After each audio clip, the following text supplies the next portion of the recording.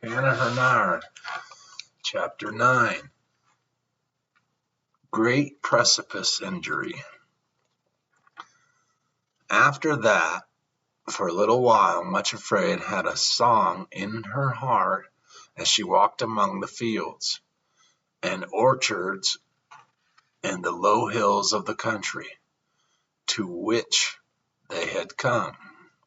It hardly seemed to matter now that sorrow and suffering were still with her, because of the hope leaping up in her heart that soon they would cease to be her companions altogether. For when she came to the mountains again, and they had helped her up to the high places, she would need them no longer. Neither did it matter that the path they followed still led southward, twisting among the hills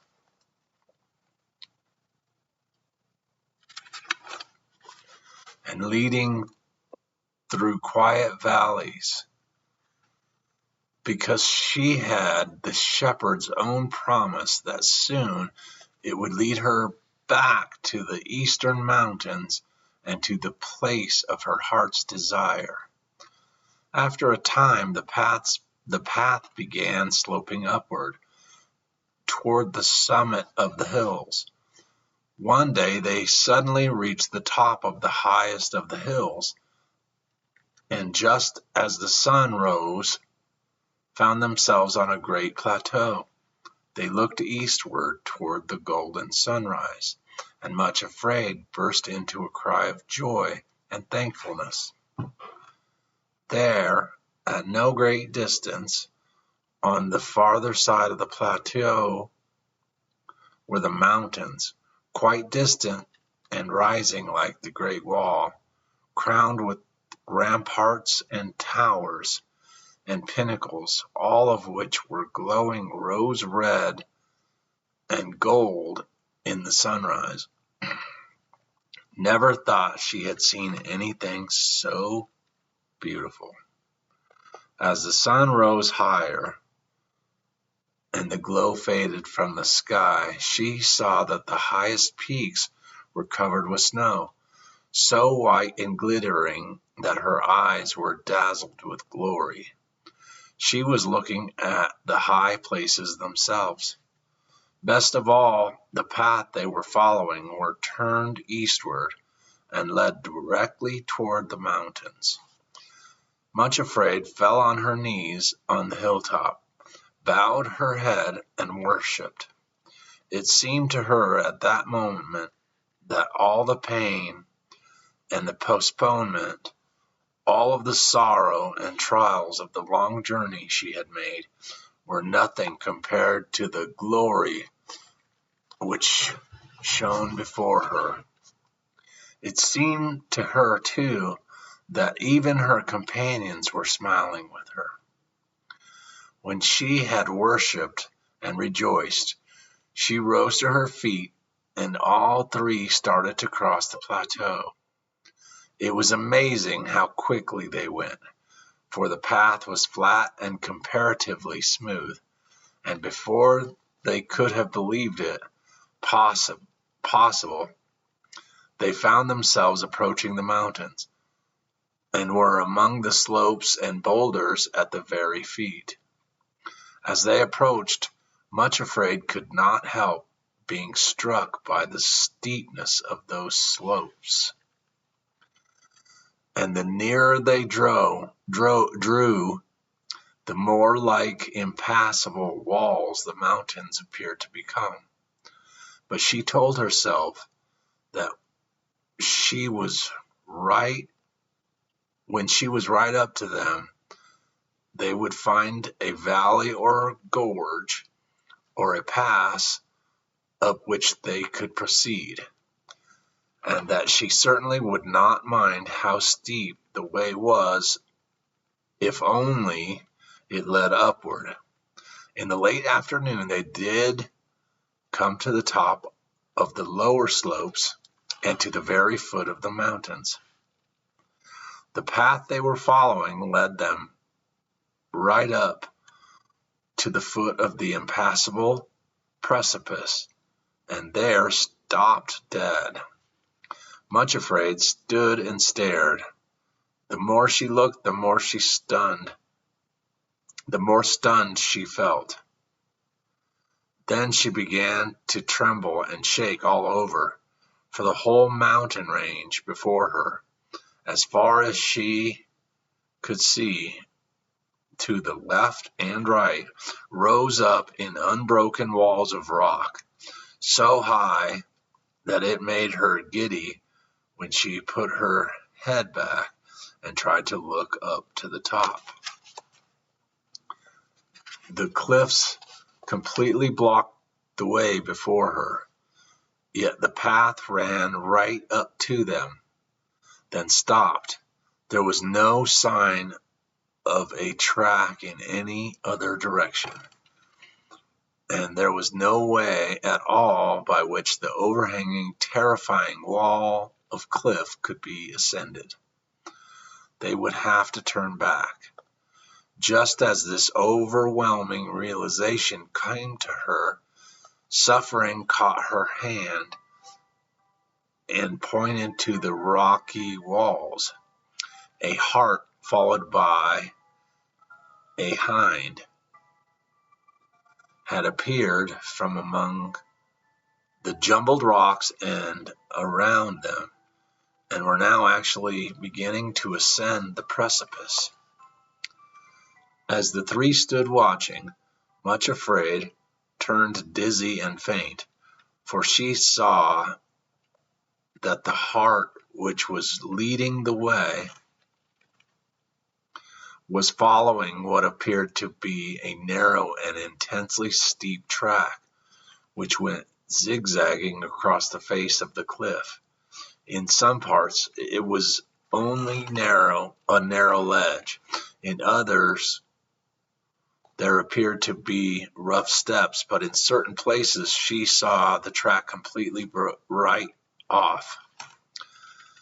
Then the hart would leap across the gap and go springing upward, always closely followed by the hind, who set her feet exactly where his had been, and leaped after him as lightly, as sure-footed, and apparently unafraid as it were possible for any creature to be.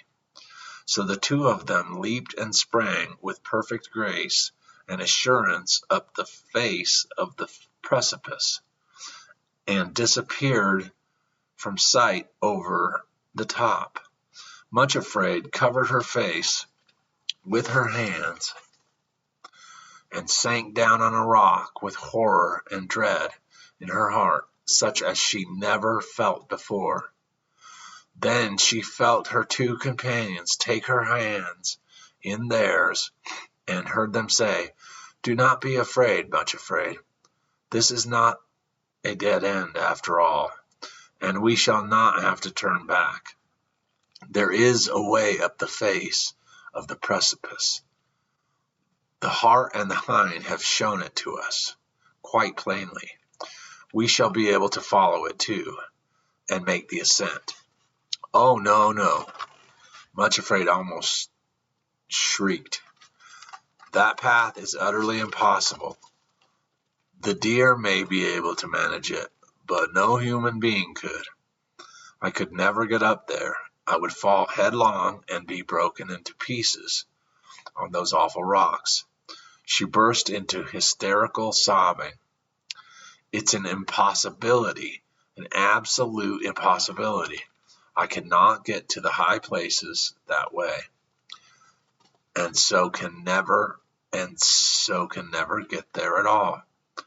Her two guides tried to say something more, but she put her hands over her ears and broke into another clamor of terrified sobs.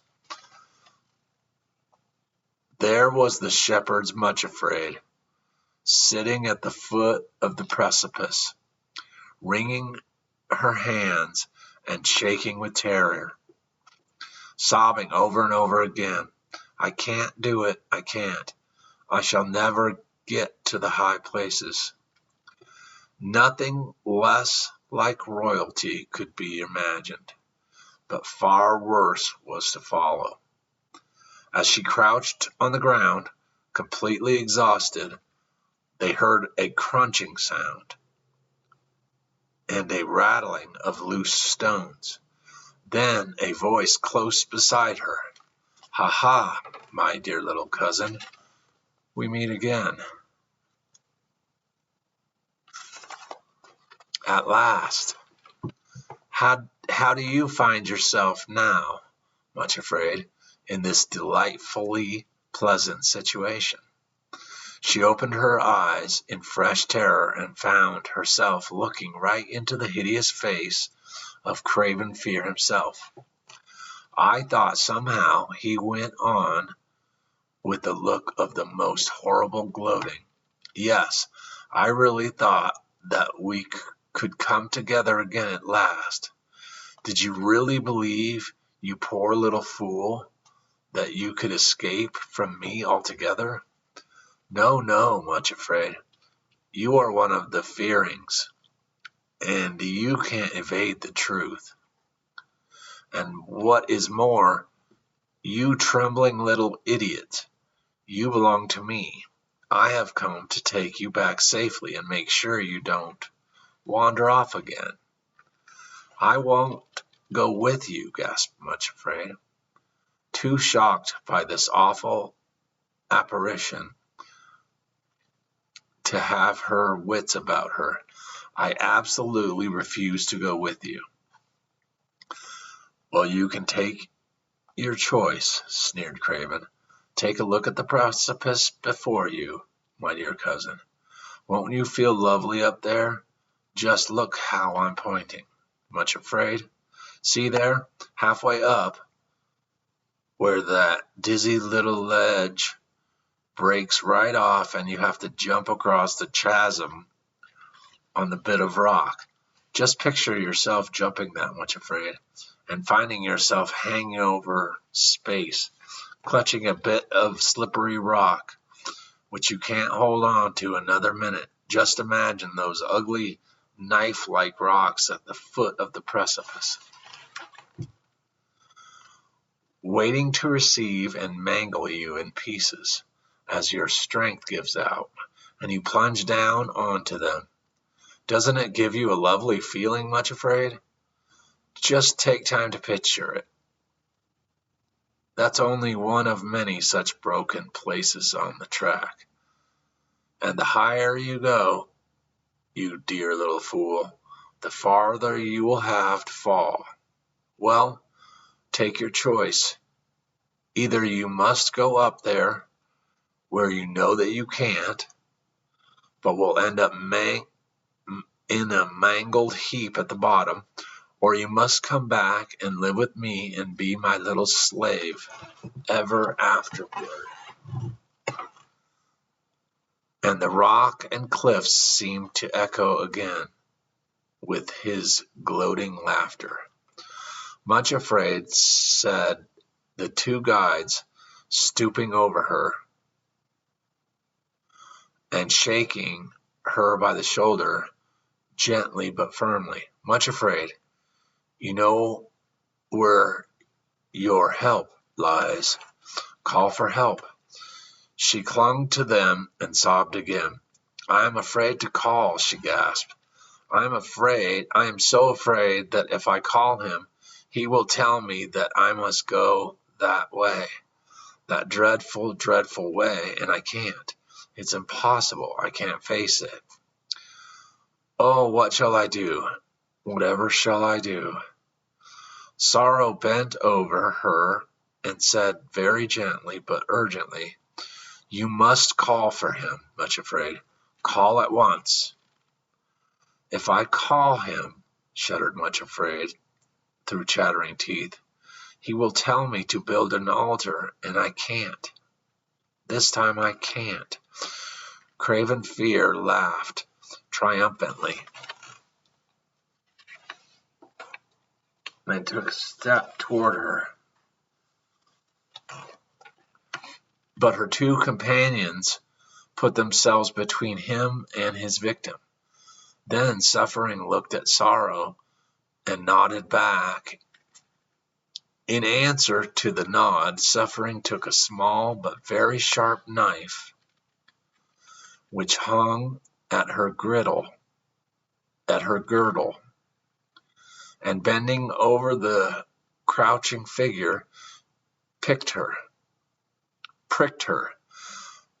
Much Afraid cried out in anguish, and then, in utter despair at finding herself helpless in the presence of all three, did that which she ought to be done the moment the path brought them to the foot of the precipice. Though now she felt too ashamed to do it, she did so because she was forced by her extremity. She cried out, "O Lord, I am oppressed. Undertake for me. My fears have taken hold upon me, and I am ashamed to look up." "Why, Much Afraid?" It was the shepherd's voice, close beside her. "What is the matter? Be of good cheer. It is I. Be not afraid." He sounded so cheery and full of strength, and moreover without a hint of reproach, that Much Afraid felt as though a strong and exhilarating cordial had been poured into her heart, and that a stream of courage and strength was flowing into her from his presence. She sat up and looked at him, and saw that he was smiling, almost laughing at her. The shame in her eyes met no answering reproach in his. And suddenly she found words echoing in her heart, which other trembling souls had spoken. "My Lord is of very tender compassion to them that are afraid." As she looked, thankfulness welled up in her heart, and the icy hand of fear which had clutched her broke and melted away, and joy burst into bloom. A little song ran through her mind like a trickling stream. "My beloved is the chiefest of 10,000 anywhere. He is altogether lovely. He is altogether fair. My beloved is so gentle and strong beyond compare." Much Afraid said the shepherd again, "Tell me, what is the matter? Why were you so fearful?" "It is the way you have chosen for me to go," she whispered. "It looks so dreadful, shepherd, so impossible. I turn giddy and faint whenever I look at it. The Rose and Hinds can go there, but they're not limping and crippled or cowardly like me." "But, Much Afraid, what did I promise you in the Valley of Humiliation?" asked the shepherd with a smile. Much Afraid looked startled, and the blood rushed into her cheeks and ebbed again, leaving them as white as before. "You said," she began, and broke off, and then began again. "Oh, shepherd, you said you would make my feet like hinds' feet, and set me upon mine high places." "Well," he answered cheerily,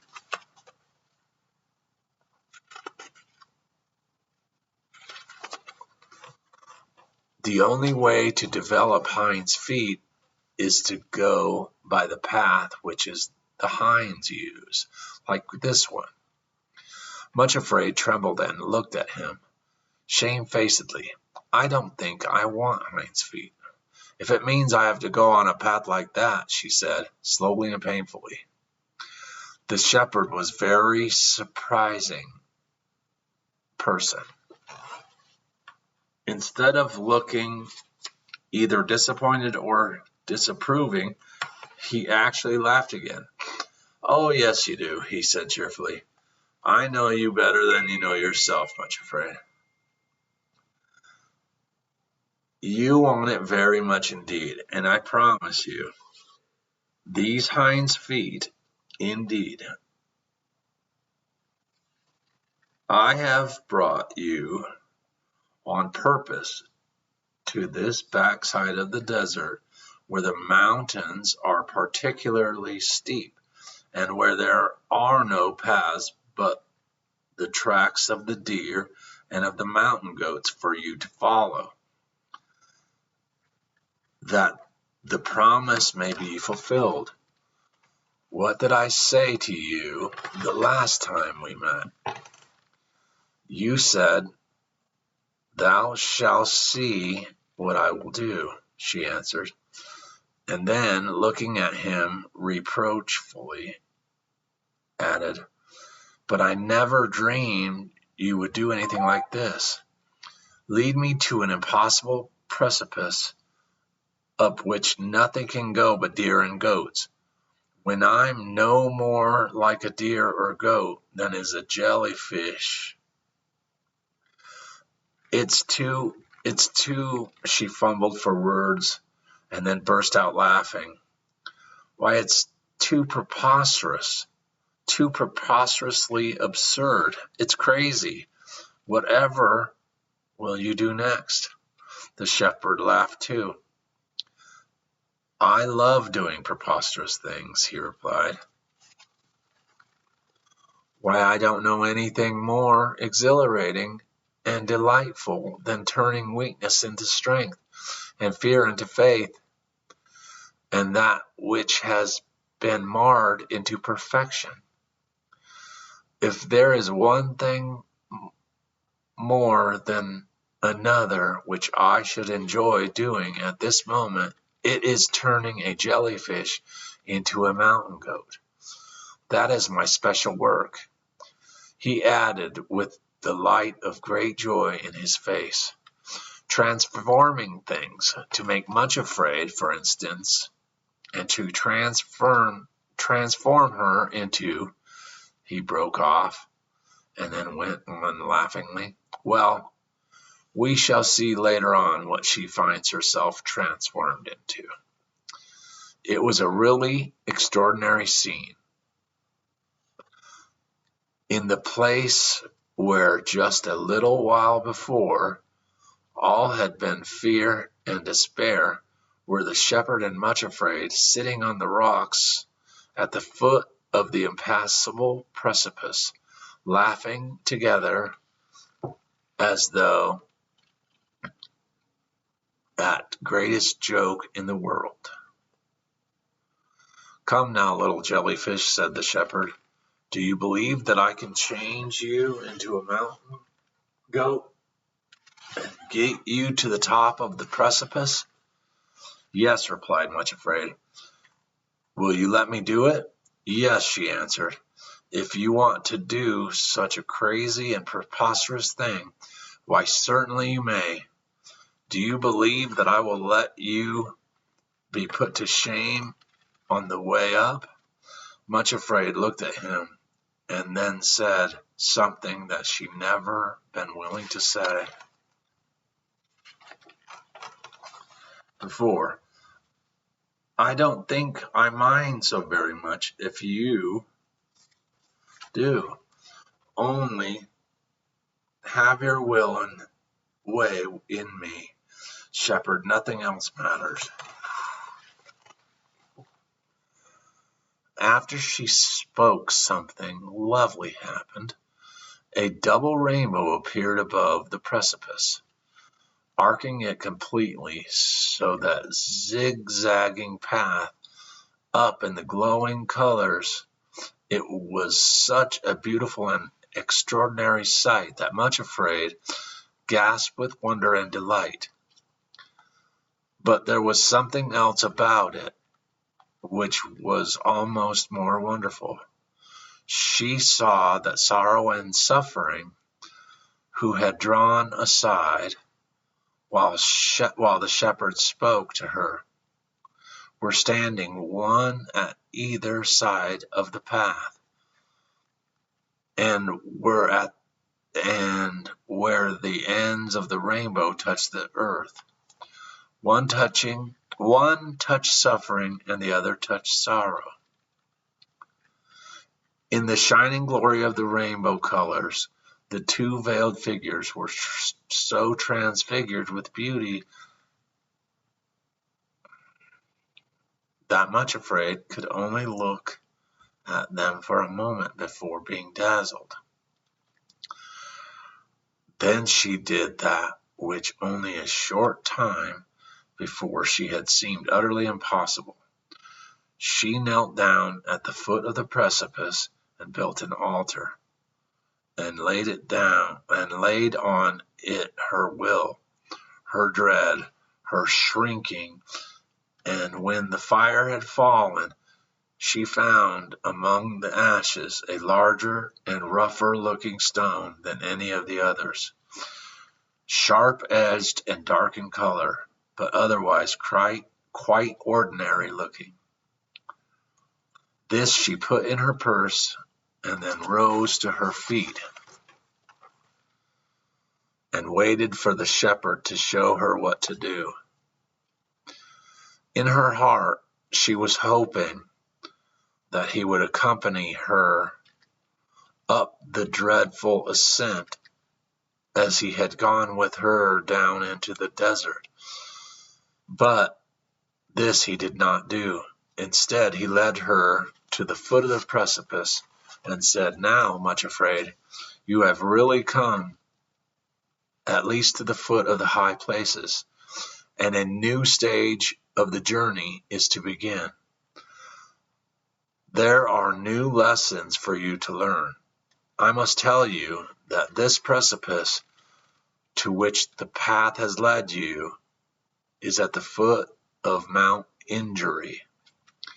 The whole mountain range stretches a long way beyond this in either direction, and everywhere it is as steep or even steeper than here. There are even more terrible precipices on the side of the mountain revealing, and Mount Hate and Mount Persecution, and others beside, but nowhere is it possible to find a way up to the high places and to the kingdom of love without surmounting at least one of them. This is the one which I have chosen for you to ascend. On the way here, you have been learning the lessons of acceptance with joy, which is the first letter of the alphabet of love. Now you must learn the letter B of the alphabet of love. You have to come to the foot of Mount Injury, and I hope and expect that on the way up the precipice you will discover what is this next letter of the alphabet, and that you will learn and practice it as you have the A of love. Remember that though you must now meet injury and surmount it, there is nothing on the way up this terrible-looking precipice, nor indeed anything that you may meet above and beyond it, that can do you the slightest harm or hurt you, if you will learn and steadfastly practice the second lesson of the ascent of love." When he had said this, he put his hands upon her with special solemnity and gentleness and blessed her. Then he called her companions, who immediately stepped forward. Next he took a rope from the crevice from a crevice in the wall of rock, and with his own hands roped together the three who were to ascend the precipice. Sorrow was in front and Suffering behind, with Much Afraid in the middle, so that the two who were so strong and sure-footed went before and after. In this way, even if Much Afraid slipped and fell, they would be able to hold her up and support her by the rope. Lastly, he put his hand to his side and brought out a little bottle of cordial, which he gave to Much Afraid, telling her to drink a little at once, and to make use of it if ever she felt giddy or faint on the way up. The label on the bottle read, "Spirit of Grace and Comfort," and when Much Afraid had taken a drop or two, she felt so revived and strengthened that she was ready to begin the ascent without any feeling of faintness, although there was still a sensation of dread in her heart. By this time, the evening was well advanced, but being summer, there were 2 or 3 hours before it would begin to be dark. And the shepherd charged them to start at once, for, said he, although you cannot possibly reach the top before nightfall, there is a cave further up the cliff which you cannot see from here, and there you can rest and spend the night in perfect safety.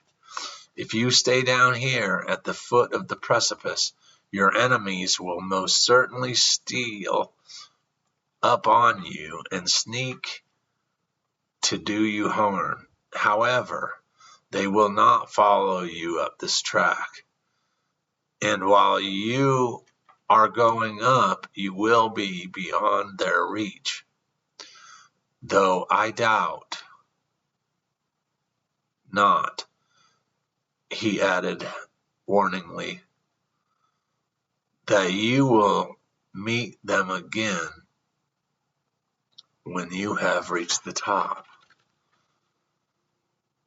With that, he smiled encouragingly upon them, and immediately Sorrow put her foot upon the first step of the narrow little track which zigzagged up from the face of the cliff. Much Afraid followed next, and then Suffering, and in a moment or two they were beginning the ascent.